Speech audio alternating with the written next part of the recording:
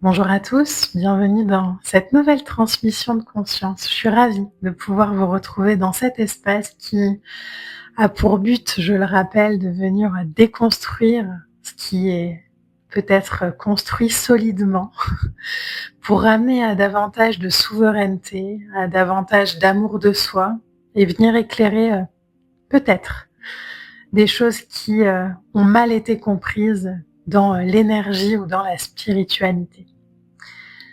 Cette transmission, je l'ai intitulée «Le hasard existe-t-il ou avons-nous besoin qu'il n'existe pas?»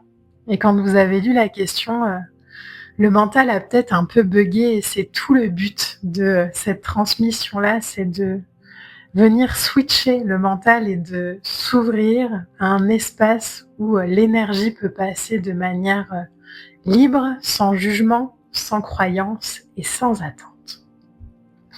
Alors la question que nous traversons aujourd'hui, elle peut perturber le mental, elle peut créer une sensation un peu d'instabilité, comme si le sol se dérobait légèrement. C'est normal, la question est faite pour venir provoquer un petit peu le mental et le court-circuiter. Ces transmissions, elles sont faites pour élargir la conscience. Alors n'essayez pas de répondre à la question, mais écoutez et laissez l'espace s'ouvrir.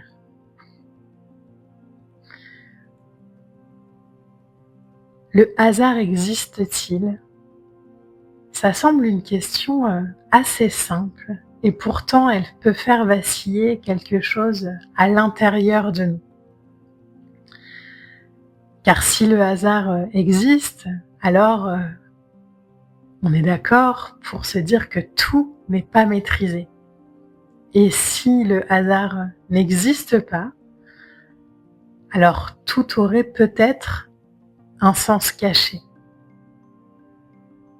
Le mental aime bien choisir un camp, il veut une réponse claire, une réponse stable, une réponse définitive. Mais la vie, elle fonctionne pas toujours avec des réponses définitives. Dans les sagesses anciennes, on dit que le mental cherche la sécurité et que la conscience, elle, peut rester ouverte. Alors pourquoi cette question nous touche-t-elle autant?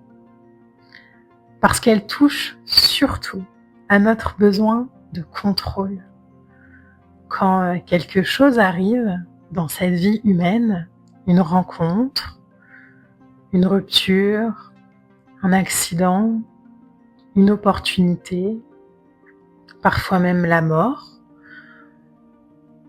nous demandons pourquoi. Très souvent, c'est la première question qui vient après des chocs émotionnels, des expériences de vie difficiles. Pourquoi? Ce pourquoi, il est rarement neutre. Il cherche un sens, une logique, une explication. L'absence de sens, elle crée une forme d'angoisse subtile. Et si le hasard, si cette expérience c'est le hasard, alors ça peut arriver n'importe quand, à n'importe qui, sans raison. Et ça ouvre un vertige, énergétiquement parlant.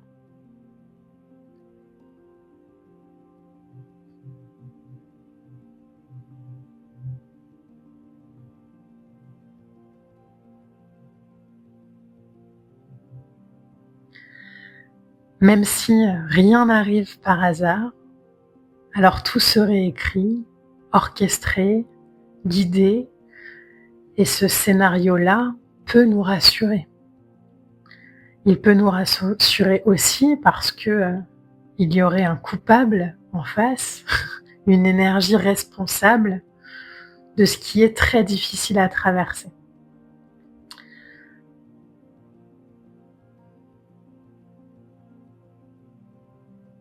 La croyance que tout est écrit donne l'impression que nous sommes portés, que quelque chose veille, que tout est prévu. Mais moi, j'aimerais vous amener aussi à une ouverture un peu plus large, à une observation peut-être plus honnête. Avons-nous besoin que rien n'arrive par hasard, par amour de la vérité ou par peur de l'incertitude? Et je vais vous répéter la question. Avons-nous besoin que rien n'arrive par hasard, par amour de la vérité ou par peur de l'incertitude?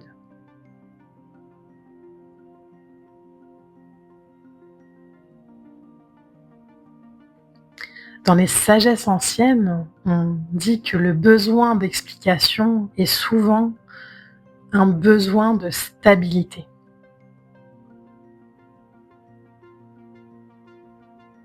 Le hasard nous confronte à l'imprévisible, mais la croyance en un plan invisible peut aussi devenir une prison subtile. Parce que dans les deux cas, le mental cherche à se rassurer.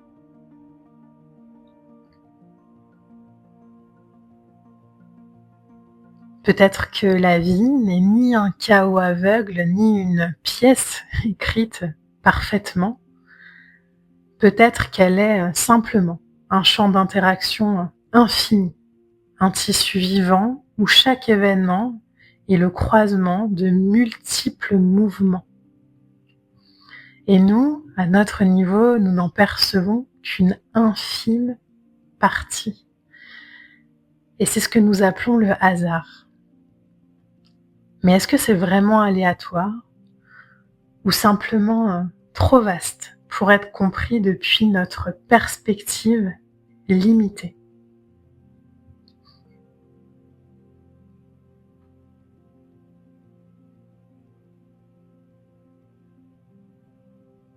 Et voici la bascule essentielle. Même si le hasard existe, même si tout est orchestré, même si la réalité est un mélange des deux, ta liberté ne se situe pas là. Ta liberté, elle ne dépend pas de l'explication, elle dépend de la posture. Une phrase que j'aime beaucoup et qui est la suivante: l'événement n'est pas le lieu de ta puissance, la conscience avec laquelle tu le traverses l'est. Alors l'idée, c'est de comprendre qu'on ne choisit peut-être pas ce qui nous arrive, mais qu'on peut choisir l'espace depuis lequel on y répond. Et c'est précisément ici que la souveraineté apparaît. Le hasard, ce qu'on nomme hasard, ne nous rend pas impuissants. L'interprétation qu'on en fait peut nous rendre impuissants. Si on croit que la vie nous attaque, on se contracte. Si on pense que la vie nous teste, on se met en quête permanente. Et ça, je crois que vous me l'avez déjà entendu dire, même par rapport aux transmissions de tarot que je fais. Très souvent, il y a ce commentaire de « est-ce que la vie me teste ? J'ai l'impression que je passe un test ». L'idée d'être testé, ça met en mouvement vers quelque chose qui nous demanderait d'aller trouver la bonne réponse à ce test. Si on croit que la vie nous punit, on culpabilise. Mais quand on accepte que certaines choses arrivent simplement, sans intention dirigée, quelque chose se détend. Je vous emmène dans un espace vide de toute compréhension spirituelle qui nous demande à trouver un sens à tout. Parfois, le sens, c'est justement qu'il n'y a pas de sens. Le sens, c'est simplement de la présence.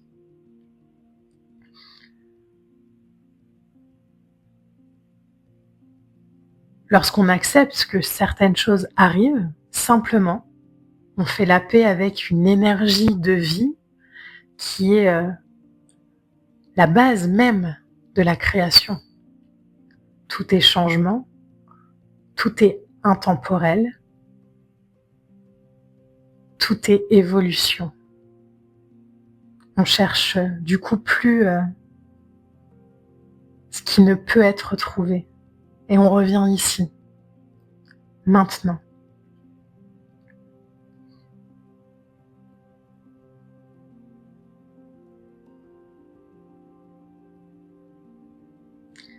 La véritable question, c'est peut-être pas le hasard existe-t-il,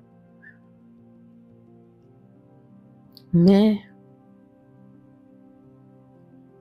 suis-je capable d'habiter l'incertitude sans perdre mon centre?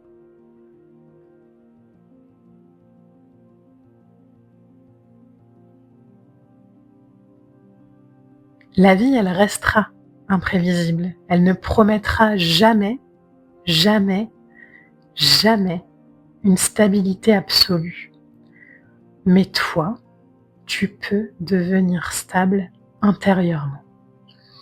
Et cette stabilité, elle vient pas de la compréhension totale des lois de l'univers, elle vient de la présence. La conscience mature, elle n'a pas besoin que tout ait un sens pour rester ouverte. En réalité, le hasard peut exister ou non. Mais tu es bien plus vaste, nous sommes bien plus vastes que les circonstances. Nous sommes la conscience qui traverse. Et peut-être que la véritable élévation, au fond, elle ne consiste pas à découvrir le plan caché, mais à réaliser que ton pouvoir ne dépend pas du plan.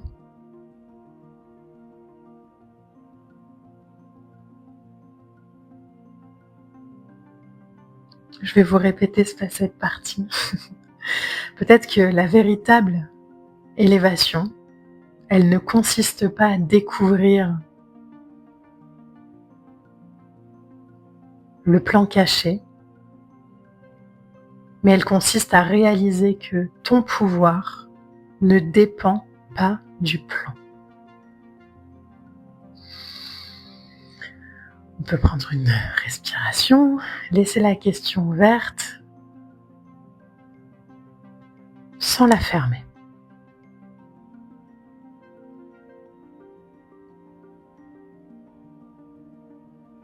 Parfois, c'est pas la réponse qui élargit la conscience, c'est la capacité à rester dans le mystère,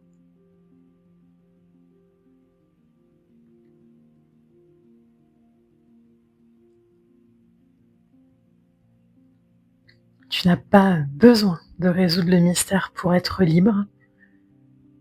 La vie, elle, peut rester vaste, incertaine, mouvante. Et toi, tu peux rester stable, présent, conscient, plus vaste que ce qui t'arrive.